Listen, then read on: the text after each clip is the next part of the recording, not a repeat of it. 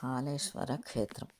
కాళేశ్వరంలోని ముక్తీశ్వర లింగానికి ఉన్న నాసికా రంధ్రాల గుండా ఎంత నీరు పోసినా బయటకు రాకుండా భూమార్గంలో ప్రవహించి సరస్వతీ నది రూపంలో గోదావరి, ప్రాణహిత నదులతో కలిసి త్రివేణి సంగమంగా ఏర్పడి సరస్వతీ నది గుప్తకామినిగా ప్రవహిస్తుంది. ఇక్కడ మరో విశేషం ఏంటంటే దేవాలయంలో శివలింగంపై పోసిన నీళ్ళన్నీ ఆ శివలింగం ముక్కు ద్వారా సేకరించి గోదావరి ప్రాణహిత సంగమ స్థానంలో కలుపుతుంది.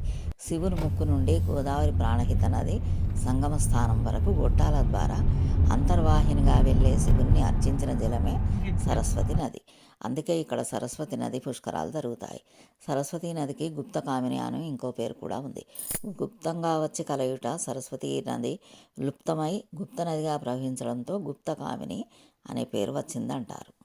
పీఠాపురం, కాశీల వలె కాళేశ్వర క్షేత్రం పెద్దల పిండ ప్రదానానికి ముఖ్యమైన క్షేత్రం కావడం, కాశీకి వెళ్ళలేని వాళ్ళు ఇక్కడ గోదావరి, ప్రాణహిత, సరస్వతీ నదుల త్రివేణి సంగమ స్థానంలో వైదిక కార్యక్రమాలు నిర్వహించుకుంటారు.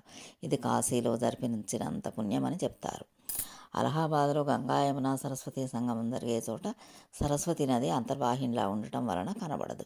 ఆ సరస్వతికి పుష్కరాలు నిర్వహించడానికి పూనుకున్న సందర్భంగా సమాంతరంగా మన రాష్ట్రంలో కూడా సరస్వతి పుష్కరాలను కరీంనగర్ జిల్లా కాళేశ్వరంలో నిర్వహించడానికి నిర్ణయం జరిగింది. ఆదిలాబాద్ నుంచే వచ్చే ప్రాణహిత కాళేశ్వరం దగ్గర గోదావరిలో కలుస్తుంది. అదే చోట అంతర్వాహినిలా సరస్వతి నది కలుస్తుందని కాళేశ్వరంలో కూడా సరస్వతి పుష్కరాలు జరపబోతున్నారు.